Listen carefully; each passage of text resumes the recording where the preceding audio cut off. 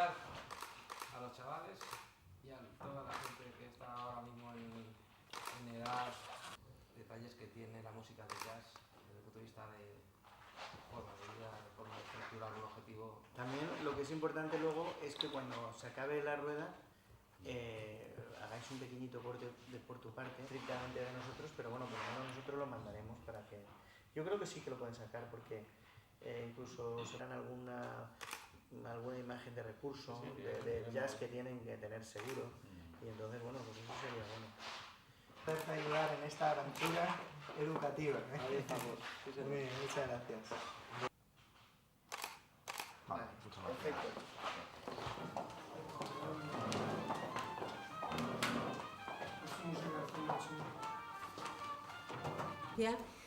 Me acompañan en la mesa Chimo Tebar. En principio, en esta primera etapa experimental, como ha comentado Concha, acompañar o asistir, porque repito, no son conciertos, son como si dijéramos exhibiciones.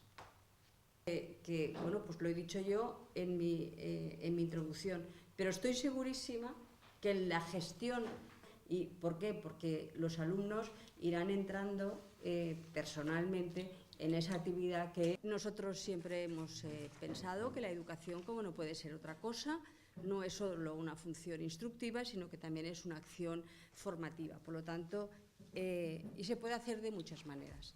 Y además hay que buscar buenos reclamos para que los jóvenes pues, se interesen en actuaciones pues, que les llame la atención y además que se encuentren en su mundo pues que les gusta y que se encuentran a gusto. Y a nosotros nos ha parecido que uno de los mundos que se encuentran a gusto pues, es con la música moderna. El jazz y la música, pues ustedes saben que es un fenómeno sociológico. El proyecto que de alguna forma estamos presentando,